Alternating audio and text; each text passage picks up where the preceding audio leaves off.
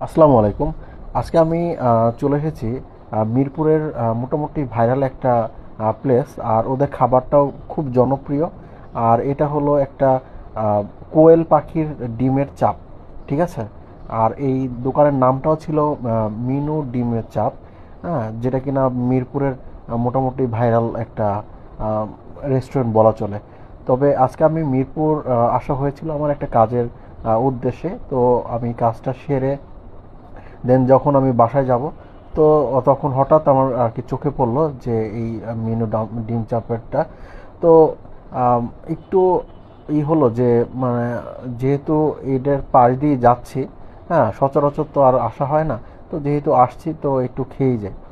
তো ওদের যে ডিমের চাপটা নিয়েছিলাম, এই ডিমের চাপটার প্রাইস ছিল হলো 100 টাকা। আর এটার সাথে হলো আপনার 4 থেকে 6 পিসের মতো কোয়েলের ডিম ছিল। আর একটা উপরে একটা টিকা দিয়েছিল, হ্যাঁ। সাথে দিয়েছিল সালাদ।